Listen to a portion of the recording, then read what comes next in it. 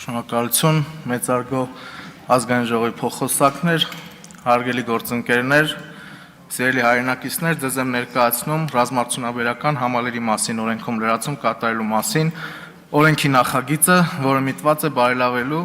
մեր ռազմարտունաբերության ոլորտում պետական ռեսուրսների առավել արդյունավետ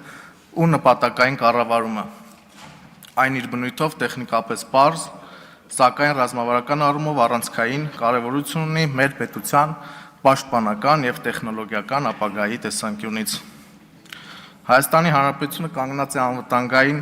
մարտահրավերների առջև և այս իրողության պայմաններում մեր պետության ռազմարտունաբերական կարողությունների զարգացումն ու ինքնաբավության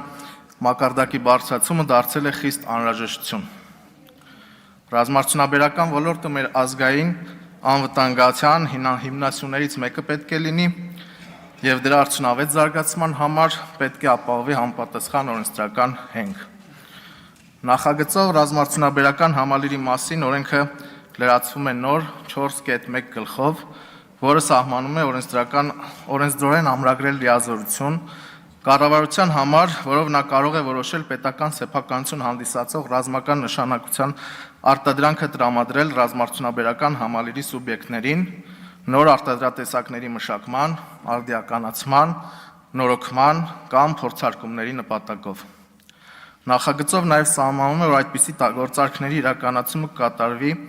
լիազորված մարմնի միջոցով, կառավարության որոշման հիման վրա։